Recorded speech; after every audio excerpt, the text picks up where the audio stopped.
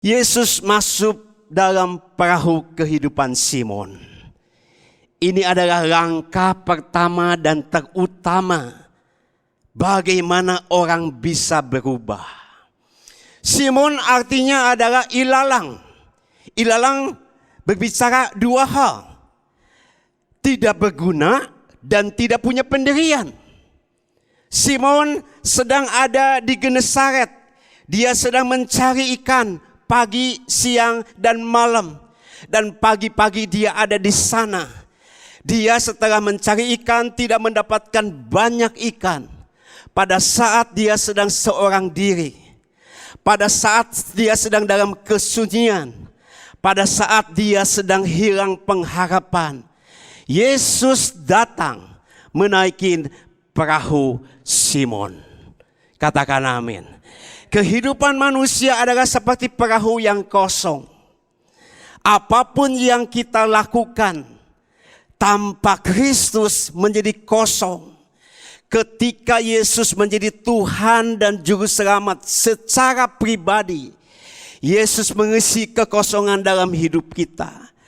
Diisi dengan apapun hidup saudara, dengan harta, dengan pesta pora, dengan semua fasilitas, itu kosong. Karena Agustinus pernah mengatakan, dalam hidup manusia ada satu gol vakum. Ada satu kekosongan yang gak bisa diisi dengan apapun juga. Diisi dengan semua hal gak bisa. Dan kekosongan itu hanya bisa diisi dengan spirit, dengan Tuhan sendiri. Ketika seseorang menerima Yesus sebagai Tuhan dan Juru Selamatnya, di sanalah awal kehidupan yang baru. Katakan amin. Yesus masuk kepada perahu Simon. Itu adalah langkah yang paling tepat dan utama. Karena itu Bapak Ibu Saudara, kenapa di gereja ICC selalu ditantang, siapa di antara saudara yang belum terima Yesus? Siapa di antara saudara yang mau membuka hati terima Yesus? Karena itu langkah yang paling penting, yang paling utama. Katakan amin. Amin gak amin, katakan amin. Nah, langkah kedua saudara setelah Yesus masuk adalah ayat menyampaikan, silakan tampilkan. Thank you banget. Langkah kedua, thank you banget. Bertolak ke tempat yang lebih dalam. Saudara, Simon sangat kecapean. Saya lahir di Tasikmalaya dan pada waktu kecil hidup sederhana. Jadi tempat main yang paling murah dan paling ramai di Pangandaran. Ya. Jadi kami suka menginap di sana. Ya gratis, nggak usah pakai hotel. Kita bikin tenda aja malam-malam, begadang dan yang lain pada waktu kecil. Dan ketika pagi-pagi bangun kita kaget. Tendanya dan kita sudah agak tengah. Ya, kebawa sama ombak lautan. Nah, kami suka melihat orang-orang nelayan di sana adalah ketika mereka selesai untuk menjala ikan sepanjang malam, mereka istirahat. Mereka tenang dan tidak mengerjakan apa-apa. Nah, Yesus datang kepada Simon Petrus dan meminta bertolak ke tempat yang lebih dalam. Saudara, Simon adalah keluarga nelayan. Ya, keturunannya adalah nelayan. Dia ahli dalam bidang kelautan. Dan dia tahu Yesus itu ahlinya adalah dalam dunia kayu, perkayuan, furniture.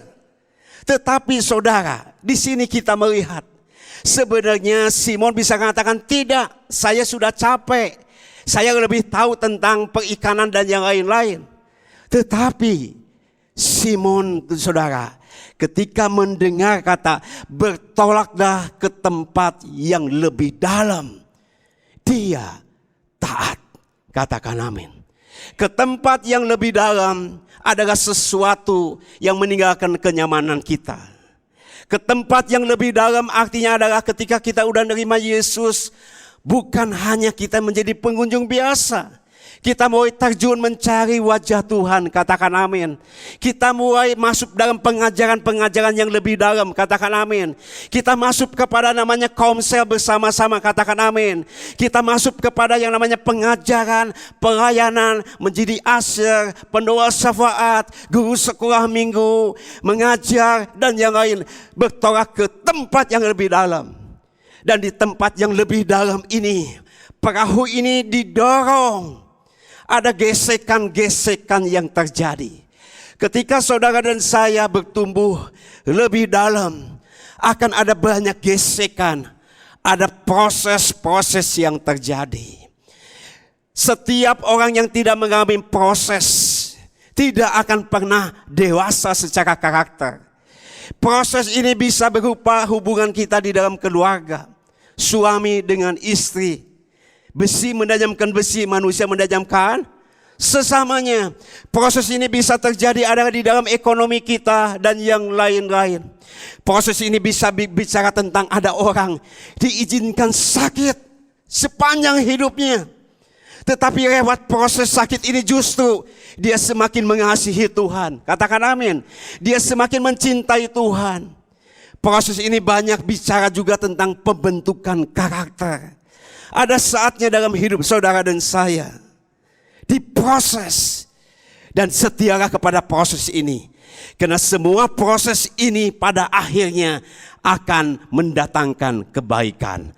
Beri tepuk tangan untuk Tuhan kita. Ada saatnya proses dalam hidup kita ini kita kagum sama seseorang. Dan ada saatnya kita kecewa sama seseorang. Pertama kita sangat kagum sama dia. Sesudah itu kita kaget dan kita kabur. Supaya kita semakin sadar bahwa yang kita andalkan bukan manusia. Maafkan, bukan pastor. Rocker juga manusia biasa. Pada akhirnya semakin kita sadar bahwa yang kita andalkan adalah hanya Yesus Kristus Tuhan Raja kita. Beri tepuk tangan untuk Tuhan kita. Proses ini sangat panjang dalam hidup kita. Semakin kita rendah hati, semakin kita mudah dibentuk, semakin cepat kita akan semakin dewasa dalam hidup kita. Semakin kita egois, semakin kita merasa paling pintar, semakin kita tidak mau melepaskan hak dalam hidup kita, semakin akan rumit dalam hidup kita. Bertolak ke tempat yang lebih dalam. Pastikan saudara bertolak ke tempat yang lebih dalam. Kok nggak ada yang nyebut amin? Bertolak ke tempat yang lebih dalam. Bertolak ke tempat yang lebih dalam pelayanan saudara. Dalam skill saudara supaya excellent.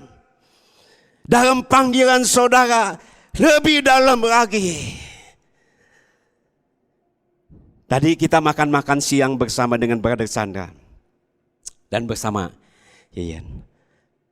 Sejujurnya, ketika saya duduk mendengar Brother Chandra memberikan sharing kehidupan, langsung ting, ting, ting.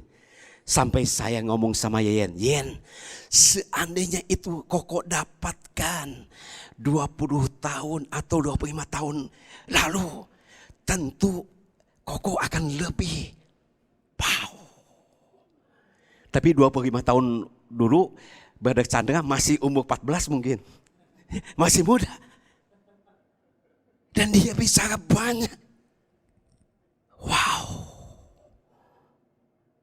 Enggak mudah mencari hamba Tuhan. Saya dengan tulus. Lihat wajahnya tulus enggak? Wajah tulus atau tulus? Wia, wajah tulus atau tulus?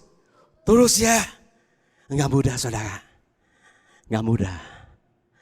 Mencari, mempunyai hamba Tuhan yang hatinya melekat kepada Kristus. Jangan tepuk tangan dulu. Dan secara kerjaan melakukan do the best dan excellent. Jangan tepuk tangan dulu. Plus punya anak 5. 2 juga nges pusing. Wow. Saya percaya ini terjadi bukan bang. No. Ada proses yang sangat-sangat panjang.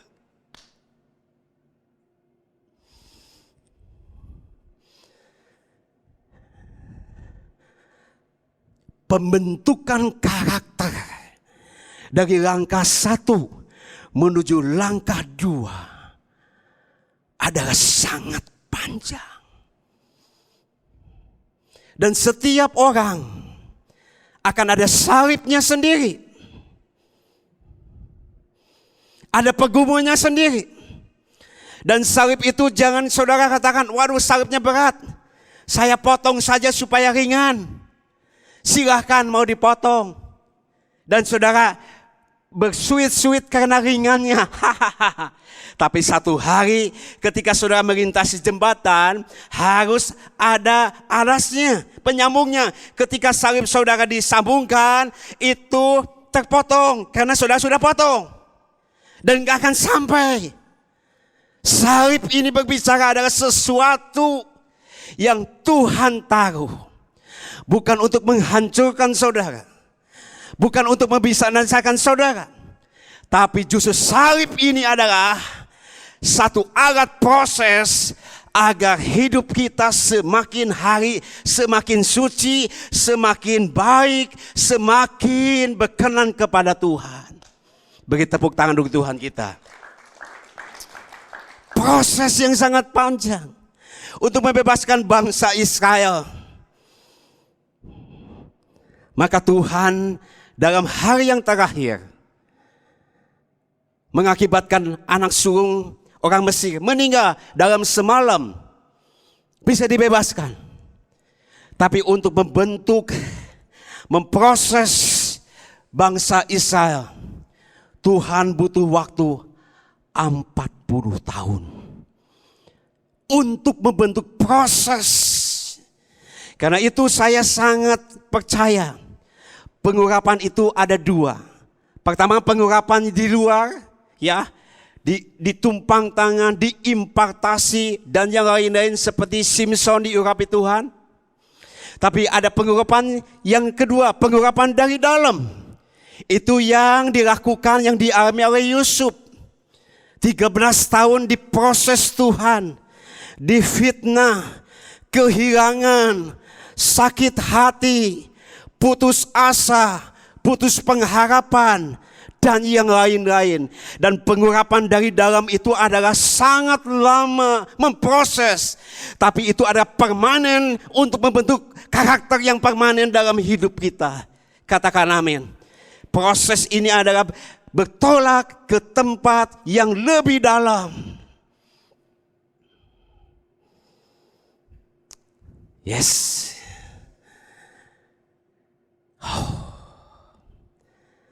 Semakin saudara terjun di dalam pelayanan yang sesungguhnya, maka saudara akan masuk dapur yang sesungguhnya. Dan ketika saudara masuk di dalam dapur yang sesungguhnya, itu bagus. Sambil tersenyum bagus, katakan bagus. Saudara akan semakin dimurnikan. Saudara akan semakin tahu melayani Tuhan itu adalah bukan melayani manusia. Tapi melayani Tuhan itu adalah memuliakan Dia. Menyangkal diri, pikul salib, iring Tuhan. Amin. Yang ketiga, langkah ketiga. Taat pada kehendak Tuhan. Ayat yang kelima menyatakan, Simon tahu bahwa waktu untuk mencari ikan menurut saudara malam hari atau pagi hari? Malam hari kan? Atau pagi hari? Malam kan? Tapi ini pagi-pagi ujuk-ujuk. Ada seorang yang nama Yesus menyuruh untuk lebih dalam lagi dan menebarkan jarak. Enggak mudah, saudara. Ini bicara ketaatan. Di dalam kehidupan kekristenan tidak ada yang menang, tidak ada yang kalah sebenarnya. Tapi yang ada adalah orang yang taat pasti menang, orang yang tidak taat pasti kalah. Katakan amin. Taat. Sore hari ini Bapak Ibu Saudara, adakah di antara saudara Tuhan sedang berbicara sesuatu untuk saudara melakukan satu ketaatan? Orang yang taat harus punya hati yang rendah. Orang yang taat harus berani melepaskan haknya. Orang yang taat adalah lebih percaya kepada Tuhan dari semua pemikiran-pemikiran manusia yang diajarkan. Simon Petrus taat. Dan ketika taat, saudara, taat membuka pintu-pintu berkat.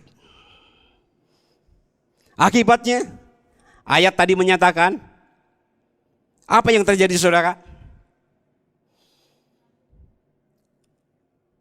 Apa yang terjadi? Perahunya, kenapa perahunya penuh ikan? Kenapa perahunya penuh ikan? Karena ketika dia menebarkan jalannya, maka yang seharusnya malam hari banyak mujizat terjadi. Tetapi justru ini adalah pagi hari. Ketika Simon taat, mujizat terjadi.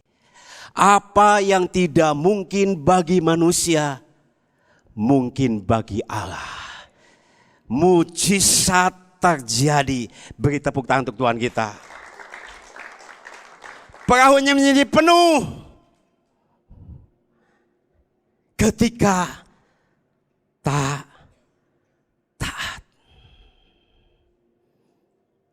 Langkah ketiga, taat. Simon taat kepada Tuhan. Langkah keempat, saudara, lebih baik kita baca ayat ini, sangat indah sekali. Ayatnya yang ke-8. Bisa ditampilkan sebentar. Ayatnya yang ke-8.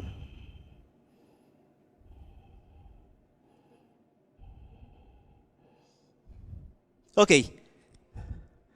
Ketika Simon Petrus melihat hal itu, ia pun tersungkur di depan Yesus dan berkata, Tuhan, pergilah daripadaku, karena aku ini seorang yang berdosa. Ketika mujizat terjadi, Simon sadar bahwa mujizat ini terjadi bukan karena dia pandai sebagai seorang nelayan, bukan karena dia punya pengalaman dalam dunia nelayan, tetapi Simon ditimpa oleh kasih Tuhan.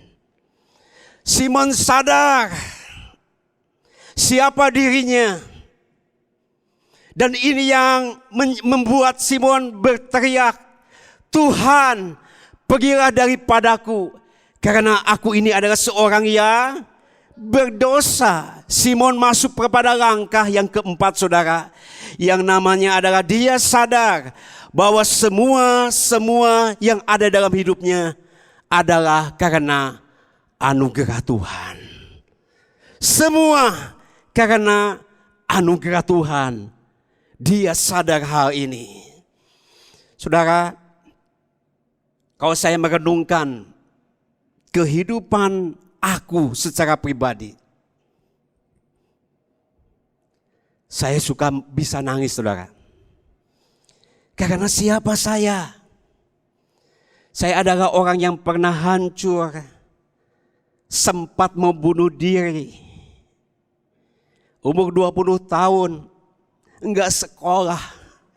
Jadi kalau aku lihat ada orang yang seragam sekolah, Ivan, sama dengan Ivan juga dulu ya, keluar dari sekolah.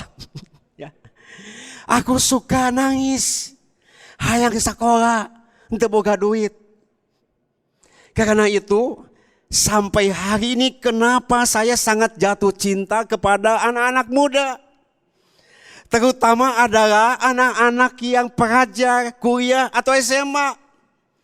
Karena saya pernah merasakan bagaimana rasanya enggak sekolah. Ari Timotius sekolah di mana? Nges umur 20 tahun, kumis seperti gagang telepon. Nganggur, wah. Ngadeketan awewe, ari sekolah di mana? Hehe. Jadi wanita didekatin ya, akhirnya wanitanya yang saya yang kabur, saudara. Saya sadar siapa saya ketika hal itu terjadi. Saya sadar, saudara, ternyata kesempitan, kehimpitan itu juga membentuk satu hati. Saya pernah satu kali naik mobil, ini beberapa tahun yang lalu ya. Pas saya lihat bensin kosong. Pas saya buka dompet, saya kaget. Itu uang yang terakhir yang saya punya. Yang istri gak tahu. Tinggal 10.000 lagi. Waduh, saya sampai kaget. Ini kau dorong motor gampang. Dorong mobil, kumaha. Saya ke ATM pada waktu ATM waktu itu masih ada minuman. Begitu ya di ATM isinya hanya 30.000. Jadi saya ngider, tak UI udah ider. Cari ATM yang bukan cepet, bukan 50.000. Yang ada bisa ambil berapa? 20.000. Anda yang ketawa pengalaman pribadi atau enggak? Saudara saya gesek dan 20.000 ini saya nangis.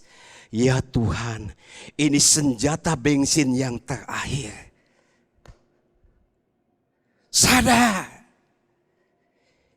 Karena itu aku beberapa hari kemarin ngobrol sama istri. Ya, lihat gak keajaiban Tuhan? Kita orang sederhana. Lahir juga di dalam kesederhanaan. Kok bisa-bisanya itu anak saya Sieni bisa sekolah di Singapura selesai? Saya nangis. Pada waktu wisuda 24 Oktober 2015. Saya nangis peluk Sieni pada waktu di Singapura. Sieni, kamu bisa sekolah Singapura. Semua karena anugerah Tuhan lewat BCA. Tetapi Sieni, ada berita yang kurang enak. Pas kamu di wisuda, pas beak trainingnya. Pas ayah, pas habis, pas ayah. Nah, itu bahasa Sunda. Jadi kamu bisa begini, anugerah Tuhan. Sadarkah saudara? Saudara bisa bergerak. Saudara bisa melayanin. Saudara bisa melakukan banyak hal. Bukan karena kuat dan gagah kita. Semua hanya karena anugerah Tuhan semata-mata.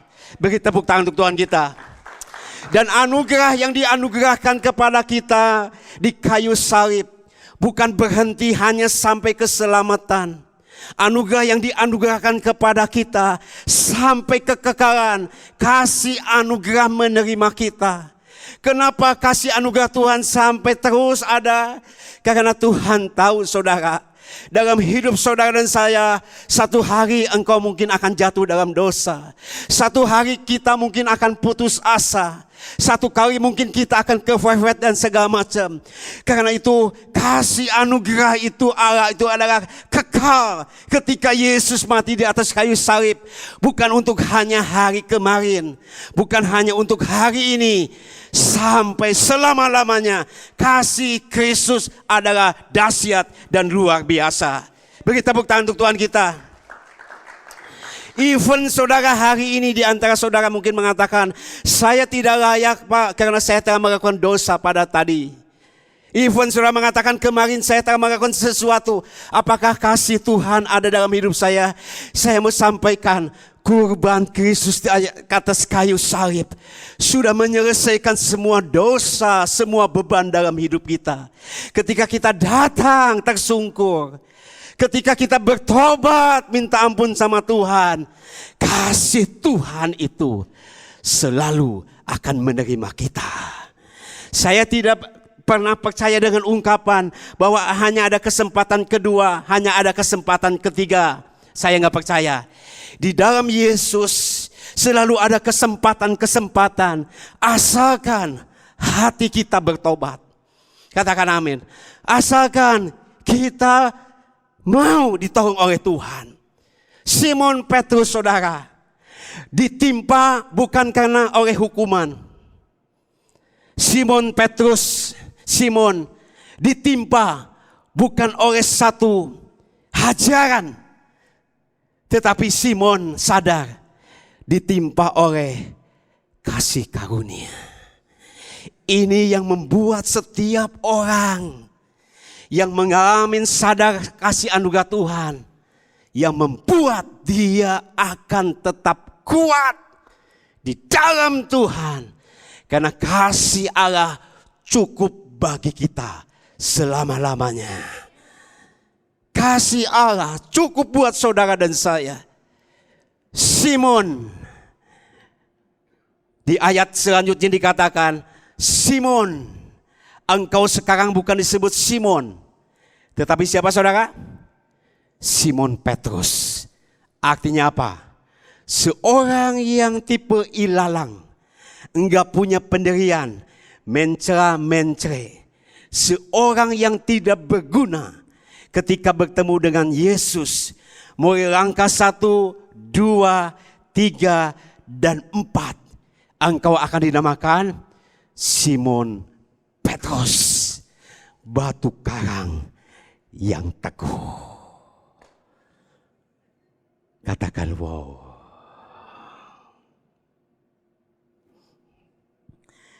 Saya jadi ingat, saya punya salah satu keponakan yang waktu itu banyak kecil ada di rumah saya. Nah, dia punya kebiasaan adalah ngempeng. Tiap hari ngempeng. Dan mama papanya sudah gebugin dia, sudah menegur dia, dan yang lain-lain. Dia ngempeng terus, gak bisa lepas. Sampai satu kali mamanya sangat marah sekali. Kalau saya gak bisa marah, marah. Empengnya, maafkan, dicelupkan di WC yang ada kekuning-kuningan. Supaya empengnya itu jangan diambil lagi. Tapi saudara, bukannya tidak diambil. Dibersihkan. Dan tetap dimasukkan ke mulut lagi. Ngempeng lagi. Nggak berubah. Sampai satu hari, saya dapat satu pewahyuan. Ting! Dari mana? Tentang Simon yang masih ilalang. Yang nggak berguna. Tapi ketika ketemu dengan Yesus katakan, Simon, hari ini kamu namanya adalah Petrus, Simon Petrus, batu karang yang teguh. Katakan amin. Ketika Yakub adalah seorang penipu dan Allah menamakan dia apa? Israel. Tuhan optimis dengan hidup kita bukan hari ini, tapi sampai ke depan. Nah, saya mendapatkan hal demikian. Maka saya ngomong sama keponakan saya ini. Namanya Novi. Nov, kamu cantik sekali. Dia gini, Enggak Kyo, enggak. Kata mama papa juga saya mah jelek, saya mah gembrot. Ratmi B29 pada zaman itu. Gembrot seperti Tika Panggabean. Enggak hidung saya cutbray, saya mah gemuk, enggak jelek aja. Kikyu ngomong benar Nov. Kamu cantik, coba lihat mata Kikyu, lihat. Kamu cantik, kamu baik. Benar Kikyu? Iya. Asa, coba itu empeng yang dinyonyot ini, coba dibuka.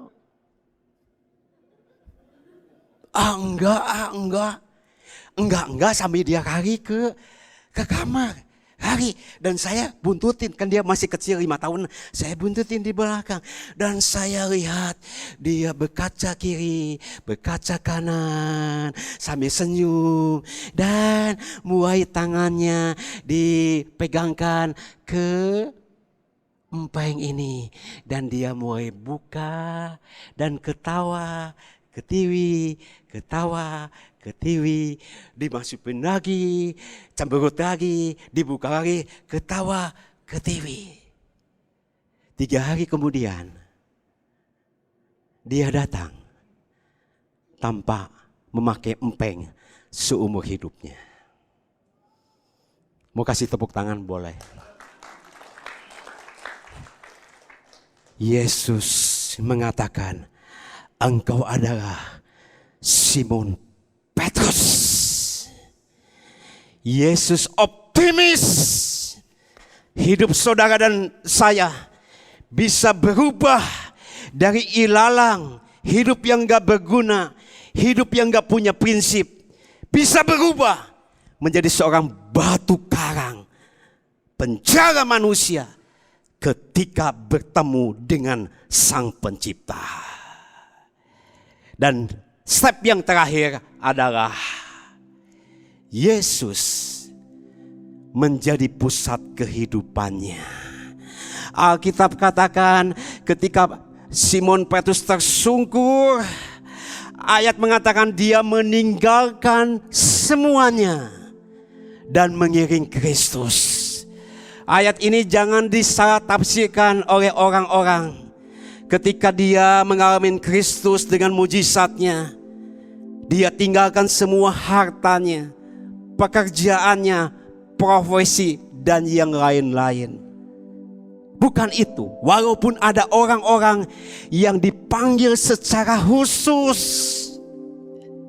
oleh Tuhan untuk full time dan full heart. Tetapi ayat ini bicara adalah dulu tujuannya adalah untuk hanya mencari ikan yang akan binasa dan selesai. Tetapi sekarang pusat hidupnya bukan diri sendiri lagi. Katakan amin. Pusat hidupnya bukanlah semua fasilitas dunia ini. Tapi pusat hidupnya adalah Yesus yang menjadi pertama dan terutama dalam hidup dia. Katakan amin. Ketika saya dipanggil Tuhan, Tuhan memanggil saya, dan saya gak bisa memaksakan. Saya ingin memaksakan juga gak bisa. Sampai 30 tahun ini Tuhan tidak memanggil saya untuk full time. Tetapi seumur hidup saya belajar langkah ini. Saya melayani karena ada full heart. Katakan amin. Katakan amin. Yesus menjadi pusat kehidupan Simon Petrus.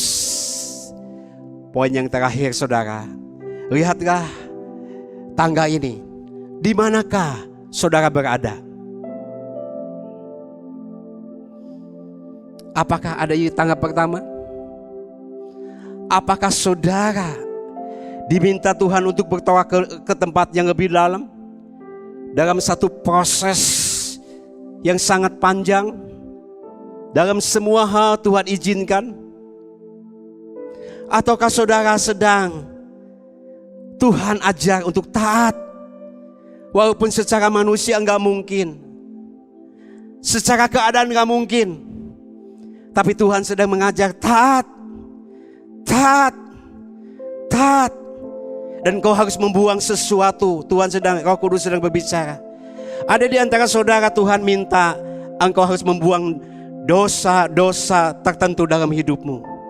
Ada dalam hidup saudara yang sedang terikat oleh kebiasaan-kebiasaan yang tidak baik, yang membuat engkau tidak bisa bertumbuh dan berbuah. Engkau ingin bertumbuh tetapi ikatan ini membuat saudara enggak bisa bertumbuh. Hari ini Tuhan minta gini, maukah engkau taat? Maukah engkau melepaskan semua beban dosa dalam hidupmu, supaya engkau bisa lari kencang dalam hidupmu? Katakan amin. Tuhan sedang berbicara, maukah engkau taat? Atau adakah di antara saudara hari ini Tuhan sedang bicara gini, jangan sombong, jangan takabur. Semua hanya karena anugerah Tuhan. Ataukah ada yang di puncak yang kelima?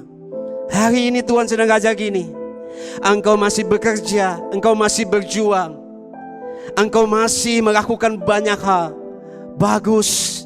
Engkau mengembangkan semua, bagus. Tapi pusat hidupmu bukan untuk diri sendiri. Pusat hidupmu bukan untuk egomu. Pusat hidupmu adalah Yesus, Tuhan, Raja seumur hidup dalam hidupku. Katakan amin. Di manakah langkah-langkah itu? Biar firman dan Roh Kudus berbicara dalam hidup saudara. Mari kita bangkit berdiri. Haleluya.